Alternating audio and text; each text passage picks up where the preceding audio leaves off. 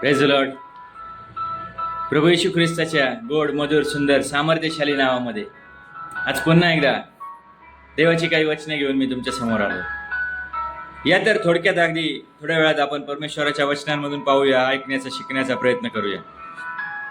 आणि पहिले योहानाचं पत्र 4था अध्याय आणि 8वं वचन 8, 9, 10 आम्हाला काय म्हणतं बघूया आपण. जो प्रीती करीत नाही तो देवाला ओळखीत नाही, कारण देव प्रीती आहे. हालेलुया.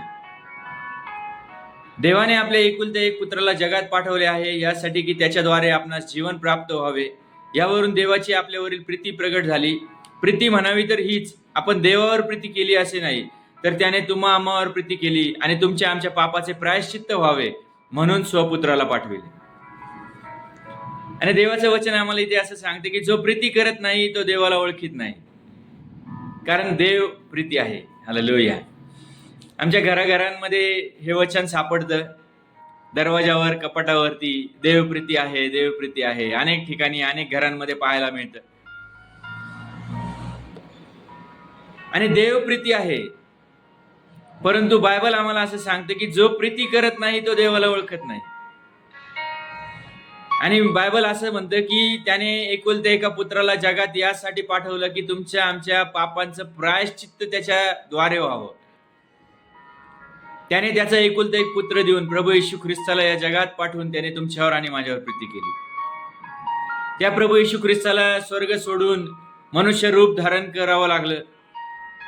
त्या प्रभू येशू ख्रिस्ताला भयानक असा त्रास सहन करावा लागला. त्यालाही मारण्यात आलं, त्यालाही नाकारण्यात आलं, त्याची निंदा करण्यात आली, त्याचे कपडे काढून घेण्यात आले, त्याला शिव्या शाप देण्यात आलेत, त्याचा छळ करण्यात आलाय आणि अतिशय क्रूर असं मरण वधस्तंभावरती त्याने सहन केले. हे का सगळं केलं त्याने? कारण तो तुमच्यावर आणि माझ्यावर प्रीती करतो. हालेलुया. तो देव प्रीती आहे प्रियांनो.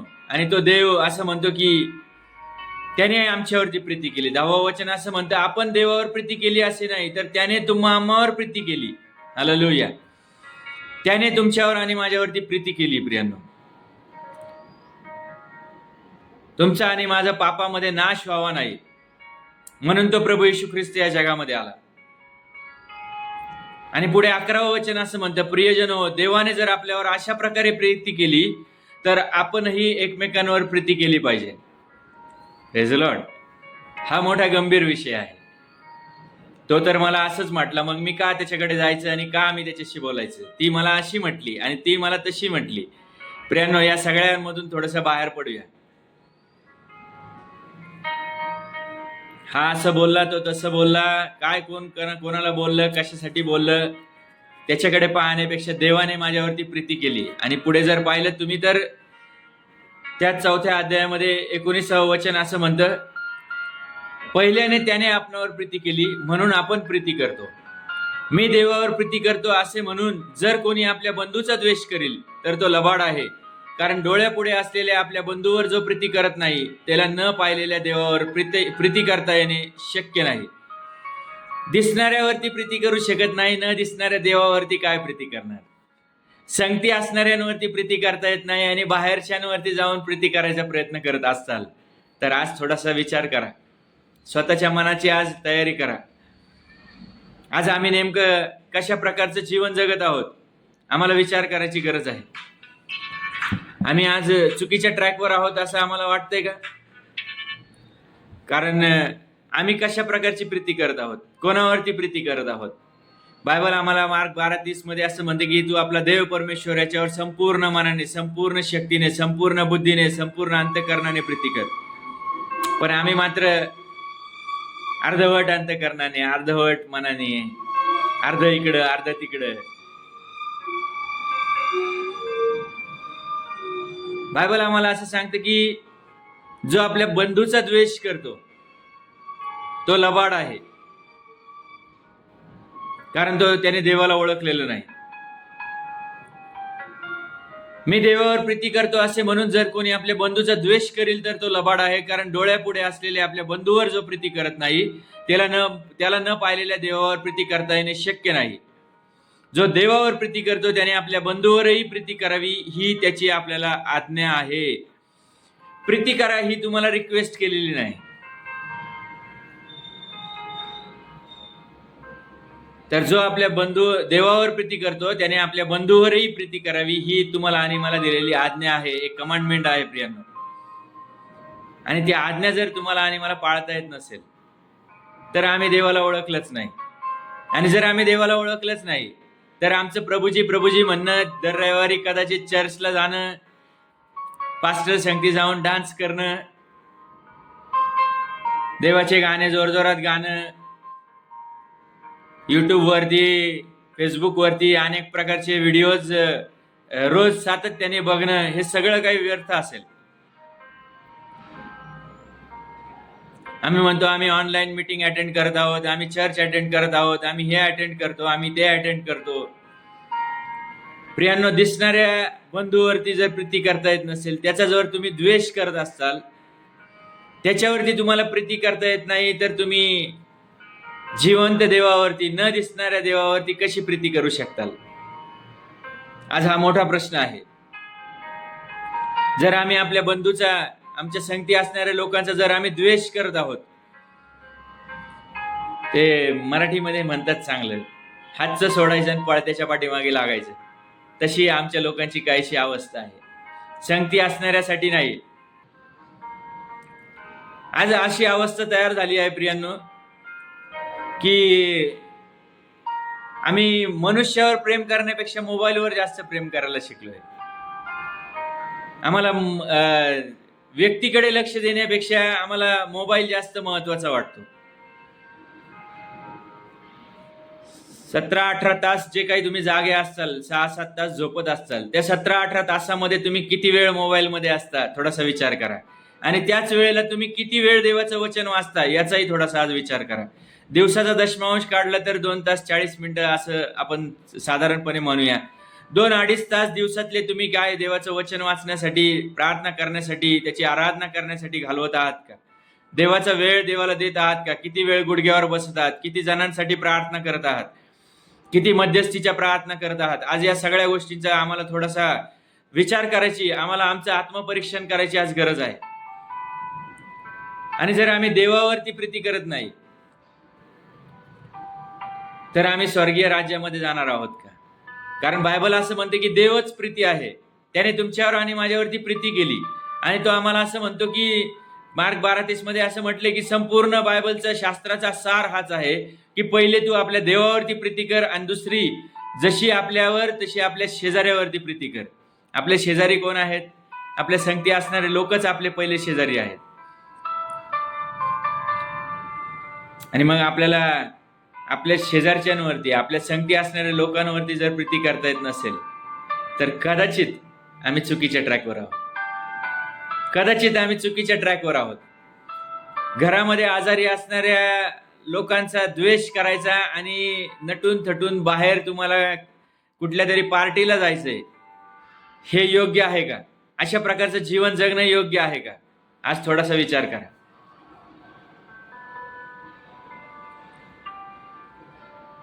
आम्ही कशा प्रकारचं जीवन व्यतीत करत आहोत? आम्ही प्रीती करणारे लोक आहोत का? दर रविवारी चर्चला गेले म्हणजे तुम्हाला स्वर्गात जाण्याचा पास मिळालेला नाही. तुम्ही रोज एक अध्याय वाचलात म्हणजे तुम्हाला स्वर्गात जाण्याचा पास मिळालेला नाही. आमचं अंतःकरण देवाकडे लागलेलं आहे का? प्रीतीची उदाहरणं पाहिली तर बायबलमध्ये पुष्कळ उदाहरणं आहेत. अब्राहमाकडे जर पाहिलं तर स्वतःचा एकुलता एक पुत्राचा त्याग करायला तयार झालेला अब्राहम, त्यांनी कसलाच मागचा पुढचा विचार केला नाही. देवाची आज्ञा झाली, त्याची आज्ञा मानणं हे त्याचं परम कर्तव्य त्याने समजलं, आणि ते आज्ञा मान्य करण्यासाठी तो त्या मुलाला घेऊन त्या मोऱ्या डोंगरावरती गेलाय. त्याला त्याचे हातपाय बांधलेत आणि त्याला तो मारणार होता, परंतु परमेश्वराने त्याला थांबवलंय. हालेलुया. दानिएलाकडे पाहिलं तर त्याने कसलाच विचार केला नाही, मला हे लोक सिंहाच्या गुहेत टाकतील किंवा मला मारतील. त्याने हा विचार न करता तो म्हटला, मी माझ्या जिवंत देवाची प्रार्थना करतो आणि जे काही व्हायचंय ते परमेश्वर करेल. सिंहाची तोंड बंद कसं करायची हे परमेश्वराला ठाऊक आहे. हालेलुया. त्या शद्रक मेषक अबेदनगोने हा विचार केला नाही की आता मला 7 पट तप्त अशा त्या अग्नीच्या भट्टीमध्ये टाकण्यात येईल, मग आपण त्या मूर्तीच्या पाया पडणं काय अवघड आहे, जाऊया थोड्या वेळासाठी. परंतु प्रियांनो, त्यांनी ते सगळं नाकारलंय. त्यांनी देवावर प्रीती करणं जास्त महत्वाचं समजलं, देवाची आज्ञा मानणं जास्त महत्वाचं समजलं. आम्ही आज देवाच्या आज्ञा सर्रास मोडत आहोत. आम्ही देवावर प्रीती करण्यापेक्षा जगावरती प्रीती करत आहोत. जगिक लोकांना दाखवण्यासाठी आम्ही जगत आहोत. स्वतःवरती आम्ही प्रेम करणारे लोक बनलो आहोत. वेगवेगळ्या प्रकारचे फोटोज काढून सोशल मीडियावरती अपलोड करून आम्ही स्वर्गीय राज्यात नाही जाऊ शकत. ज्यावेळेस प्रभू येशू ख्रिस्त वैभवाने येईल त्यावेळेस तुम्ही त्याला काय सांगताल? मी फेसबुकवर रील्स बघितल्या म्हणून मला कदाचित तुझ्या वचन वाचायला वेळ मिळाला नाही असं सांगताल का? तुम्ही कुठे तुमचा टाइम वेस्ट करत आहात? आज तुमच्या जीवनात तुम्ही विचार करा.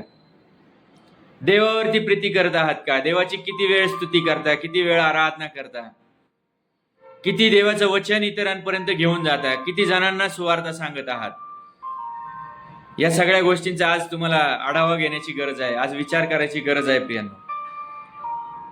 आणि त्याही पुढे जाऊन एकमेकांवरती प्रीती करायची गरज आहे. जर आम्ही ह्या गोष्टी करत नसेल तर कदाचित आम्ही चुकीच्या ट्रॅकवर आहोत. पहिले करास पत्रामध्ये आणि प्रीतीविषयी काही चांगल्या गोष्टी सांगितल्यात आणि तिथे असं म्हटले की मी माणसांच्या व देवदूतांच्या भाषांमध्ये बोलत असलो पण माझ्या ठाई प्रीती नसली तर मी वाजणारी थाळी किंवा झणझणणारी झांज असा आहे. मला संदेश देण्याची शक्ती असली, मला सर्व गुजे व सर्व विद्या अवगत असल्या आणि डोंगर ढळविता येईल इतका दृढ माझा विश्वास असला पण माझ्या ठाई प्रीती नसली तर मी काहीच नाही. मी आपले सर्व धन अन्नदानार्थ दिले व मी आपले जिवंत शरीर जाळण्यासाठी दिले पण माझ्या ठाई प्रीती नसली तर मला काही लाभ नाही. हालेलुया. काय सांगितलं इथे?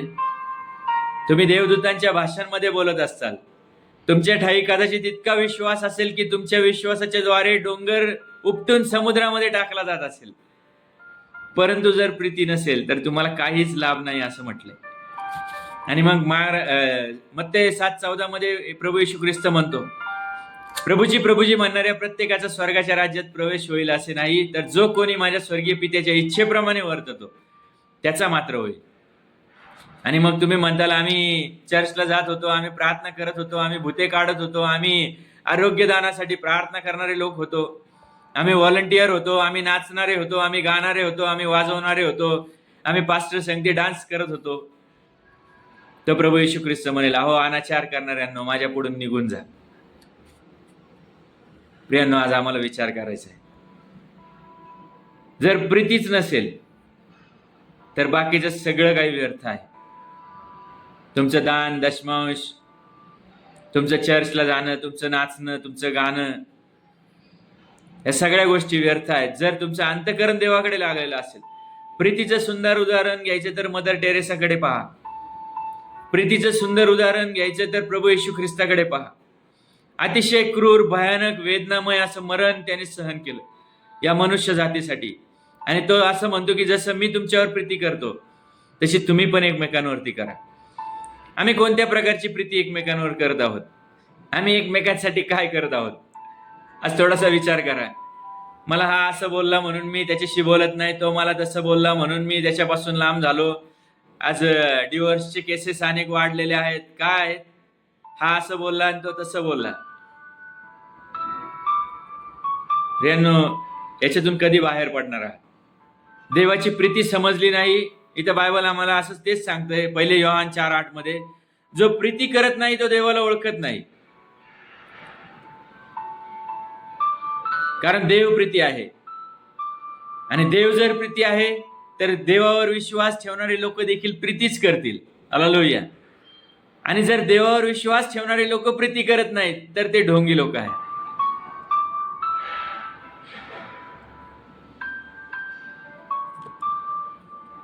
आणि ढोंगी लोकांना देव स्वर्गाच्या राज्यात निश्चित घेऊन जाणार नाही. चर्चमध्ये गेल्यानंतर लोक साधं विचारत नाहीत की तुम्ही कसे आहात. मी अनेक ठिकाणी अनेक प्रकारचे अनुभव घेतो. तुम्ही काय करता, कसं कसं तुमचं चालू आहे, तुम्ही काय खाता, काय पिता, कसे राहता, कुठे राहता, कोणाला काही घेणं देणं नाही. काय गरज आहे कोणाला काय विचारायची? बायबल तर असं सांगते, एकमेकांचं सहन करा, एकमेकांचं ओझं घ्या, एकमेकांसाठी प्रार्थना करा. पण त्यातलं आम्ही काहीच करताना दिसत नाही. मग कोणत्या प्रकारची प्रीती करत आहात? एकमेकांना नावं ठेवायची, एकमेकांची निंदा करायची, एकमेकांच्या पाठीमागे काहीतरी कुजबूज करायची, अशा प्रकारची प्रीती करत आहात काय? आणि अशी प्रीती तुम्हाला आणि मला स्वर्गात निश्चितच घेऊन जाणार नाही. हालेलुया. त्याच पहिले कोरिन्थीकरास पत्रात 13व्या अध्यायात 8व्या वचनात असं म्हटले की प्रीती कधी अंतर देत नाही. संदेश असले तरी ते संपतील, भाषा असली तरी त्या समाप्त होतील, प्रीती समाप्त होणार नाही. देवाचं वचन समाप्त होणार नाही. देवाने केलेली प्रीती संपणार नाही. देव प्रीती आहे आणि जो प्रीती करत नाही तो देवाला ओळखत नाही. तुम्ही प्रीती करणारे आहात काय? आज तुम्ही तुमच्या मनामध्ये विचार करा, तुमच्या अंतःकरणात आज तुम्ही विचार करा. शेवटच्या काळामध्ये कठीण दिवस येणार आहेत असं पहिले तिमोथेचं पत्र 2 तिमोथी 3:1-5 मध्ये म्हटलंय. लोक क्रूर, ममताहीन, निंदा करणारे, चाड्या करणारे, लबाडी करणारे, दयामाया नसणारे असे ते लोक होतील. माता पितांची आज्ञा न मानणारे लोक ते बनतील. तुम्ही या शेवटच्या काळात जगत असताना तुम्ही अशाच प्रकारचे क्रूर लोक झालेले आहात काय? आज तुमच्या जीवनात तुम्ही विचार करा प्रियांनो. दिसणाऱ्या बंधूवर प्रीती करताय का त्याच्यावर प्रीती करण्याऐवजी फक्त चर्चला जाऊन येत आहे? बायबल असं म्हणते की जो दिसणाऱ्या बंधूचा द्वेष करतो आणि असं म्हणतो की मी देवावर प्रीती करतो तो लबाड आहे. 1 योहान 4:20 मध्ये असं म्हटलंय, मी देवावर प्रीती करतो असे म्हणून जो आपल्या बंधूचा द्वेष करील तो लबाड आहे. तुम्ही द्वेष करणारे आहात का तुम्ही क्षमा करणारे आहात? बायबल आम्हाला असे म्हणतो, जर आम्ही प्रार्थना करतो आणि ती अशी करतो की जशी मी माझ्या अपराध्यांची क्षमा करतो तशी देवा तू माझ्या अपराधांची पण क्षमा कर. मग तुम्ही तुमच्या अपराधांची क्षमा करायला शिकलेले आहात का? तुमचा एखाद्या व्यक्तीने काही अपराध केलाय तर तुम्ही त्याची क्षमा करणारे लोक आहात की नाही? आणि जर तुम्ही क्षमा करू शकत नसाल तर तो देवही त्याच्या वचनाला बांधलेला आहे, तोही तुमच्या अपराधांची क्षमा करू शकत नाही. विचार करा, आज आम्ही देवावर प्रीती करतोय का? आम्ही संकटी असणाऱ्यांवरती प्रीती करतोय का? आणि जर आम्ही प्रीती करत नाही तर प्रियांनो आम्ही कुठेतरी चुकीच्या ट्रॅकवर आहोत. आम्हाला आजही देव समजला नाही असा त्याचा अर्थ होतो. प्रियांनो, देवाने त्याचा एकुलता एक पुत्र प्रभू येशू ख्रिस्त या जगामध्ये पाठवलाय. योहान 3:16 आम्हाला सगळ्यांना माहित आहे. आणि त्या प्रभू येशू ख्रिस्ताला त्याने बलिदान म्हणून अर्पण केले. का तर फक्त त्याने तुमच्यावर आणि माझ्यावर प्रीती केली. तुमचा आणि माझा नाश व्हावा नाही, तुम्ही आणि मी तारले जावे, तुमचा आणि माझा उद्धार व्हावा, तुम्ही आणि मी पुन्हा एकदा त्या जिवंत देवाशी आमचा समेट व्हावा, म्हणून प्रभू येशू ख्रिस्ताने स्वतःचं बलिदान केले. आणि तो म्हणतो की तुम्ही देखील एकमेकांवरती तीच प्रीती करा. त्याने ती आम्हाला आज्ञा दिलेली आहे, रिक्वेस्ट केलेली नाही. एकमेकांवर प्रीती करा ही आज्ञा आहे, हे रिक्वेस्ट नाही. आणि तुम्हाला आणि मला त्याच्या आज्ञा पाळणारे लोक बनायचे. योहान 14:15 मध्ये असं म्हटलं, जो माझ्यावर प्रीती करतो तो माझ्या आज्ञा पाळतो. आम्ही देवाच्या आज्ञा पाळणारे लोक आहोत का? आज आम्हाला आमच्या जीवनात विचार करायचा. जर नाही तर आज थांबा, थोडासा विचार करा. जर तुम्ही चुकले असाल, तुम्ही पडले असाल, तुम्ही कदाचित अक्षमाशील प्रवृत्ती घेऊन जगत असाल तर आज थांबा प्रियांनो. आज त्याच्यातून बाहेर निघा, पश्चाताप करा. पुन्हा एकदा तो देव तुम्हाला त्याच्या जवळ घ्यायला तयार आहे. तुमच्या चुका, पाप, अपराधांची क्षमा करायलाच तो तयार आहे प्रियांनो. तो हरवलेल्यांना शोधण्यासाठीच आलाय. आणि जर आज तुम्ही त्याला हाक मारताल, त्याचा धावा करताल, तर तो देव आज निश्चित तुम्हाला पुन्हा एकदा उत्तर द्यायला तयार आहे. तो तुमच्या जीवनामध्ये काम करायला तयार आहे. तो तुम्हाला क्षमा करायला तयार आहे. या आज पुन्हा एकदा त्याच्याकडे क्षमा मागा आणि पुन्हा एकदा एका नवीन जीवनामध्ये, प्रीतिमय अशा जीवनामध्ये जगायला सुरुवात करा. हालेलुया. या थांबूया आपण आज इथे, छोटीशी प्रार्थना करूया. धन्यवाद देतो जिवंत देवा, राजांच्या राजा, प्रभूंच्या प्रभू, आजच्या सुंदर वचनांबद्दल तुझ्या मनापासून आभार मानतो, तुला उंचावतो, तुला गौरव देतो, तुझी स्तुती करतो, तुझी प्रशंसा करतो माझ्या देवा. आणि तुला म्हणतो परमेश्वर पित्या की तू पुन्हा एकदा आम्हा प्रत्येकावरती दया कर, कृपा कर. तू आमच्यावरती जी प्रीती केलीस ती प्रीती आम्हाला तुझ्यावरती करता येऊ देत. होय परमेश्वर पित्या, आम्ही कदाचित तुझ्यावरती प्रीती न करणारे लोक आहोत परमेश्वरा, आम्ही आमच्या स्वार्थासाठी जगणारे लोक आहोत. परंतु आज आम्हाला त्या प्रवृत्तीमधून बाहेर काढ आणि आम्हाला तुझ्यावर प्रीती करायला शिकव. तुझं वचन सातत्याने वाचणारे लोक बनव, तुझी प्रार्थना करणारे लोक तू आम्हाला बनव जिवंत देवा. त्याच वेळेला आम्हाला एकमेकांवर देखील प्रीती करता येऊ देत आणि परमेश्वरा आम्हाला तुझ्या आज्ञा पाळता येऊ देत जिवंत देवा. दया कर, कृपा कर. आज हा व्हिडिओ पाहणाऱ्या ऐकणाऱ्या प्रत्येकाला तू तुझ्या पवित्र हातात घे परमेश्वरा. प्रत्येकाचं मन, अंतःकरण, हृदय बदलणारा तू जिवंत देव आहेस. प्रत्येकाच्या जीवनामध्ये तू कार्य कर परमेश्वरा आणि होऊ देत तुझ्या नावाचा गौरव जिवंत परमेश्वर पित्या. होय पित्या, प्रत्येकाला तू जिवंत देवा प्रीती करणारे लोक बनव परमेश्वरा. तुझ्या लोकांनी परमेश्वरा एकमेकांवरती प्रीती करावी जिवंत देवा आणि त्याचद्वारे परमेश्वरा सगळेजण तुझे शिष्य आहेत हे समजेल असं तुझं वचन आम्हाला सांगतं. परमेश्वरा आम्हाला तुझे खऱ्या अर्थाने शिष्य बनव, एकमेकांवर प्रीती करणारे बनव. त्याच वेळेला आम्ही तुझ्यावरही प्रीती करणारे असावेत म्हणून तू आमच्या प्रत्येकाचं मन आणि अंतःकरण तयार कर अशी आम्ही विनंती करतो. आमच्या प्रत्येकाच्या चुकांची, पापांची, अपराधांची आम्हाला क्षमा कर आणि तुझ्या अधिक जवळ येण्यासाठी लागणारं ज्ञान, बुद्धी, शक्ती, सामर्थ्य पुरव अशी नम्रतेची विनंती आणि प्रार्थना करतो.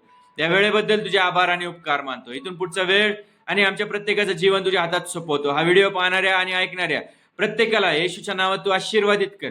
प्रत्येकाला प्रत्येक प्रश्नांमधून तू बाहेर काढ आणि जिवंत देवा तू प्रत्येकाचे जीवन अद्भुतरित्या आशीर्वादित कर. हीच नम्रतेची विनंती आणि प्रार्थना आमचा तारणारा प्रभू येशू ख्रिस्त याच्या गोड आणि सामर्थ्यवान नावात केली म्हणून तू ऐक पित्या. Amen, amen. Praise the lord. चला तर थांबूया, मग पुन्हा भेटू पुढच्या एका व्हिडिओमध्ये. तोपर्यंत काळजी घ्या, सुरक्षित राहा, प्रार्थना करा, देवाचं वचन सातत्याने वाचा आणि एकमेकांवरती प्रीती करणारे बना. Hallelujah. Praise the Lord. God bless you all.